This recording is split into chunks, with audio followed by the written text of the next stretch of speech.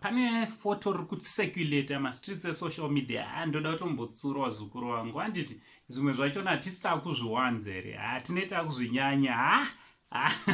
Aizvi takuzvinyanya zukuru. Fashion yachona ai so chiteerera ndisanda kuradzai foto randoda kutsura. Ndoda kutsura vazukuru vangu vechidzimai vechisikana.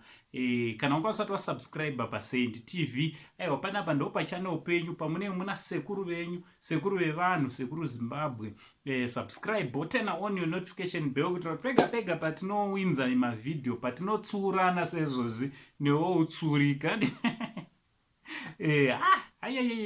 So vazukuru, mufananidzo uripo ndeunoyu. Ndoda kuti munatsozviongororawo mega vazukuru kuti kunyangwe ndiwe uchiendawo kunze uchibuda kuenda kunoonawo mutungamiriri wenyika, autanga wazvitarisawo kuti zvinhu zvandakapfeka zvinoita herezvo vazukuru.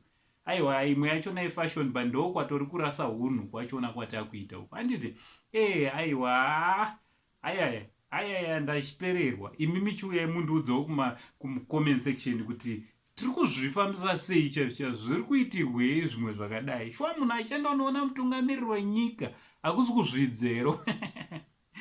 Hakusi kutozvidzero.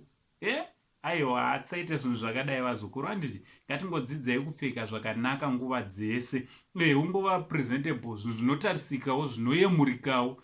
Fashion tiri kuida but apa pasiripo painoitirwa. Handiti so ngataura nomacomments kuti munofungei nemufananidzo unoyu. From Uncle saying the only Zimbabwean uncle. Aiwa, ndatotaura kandoo sekuru wachona hatizvityezve. Chiti much love.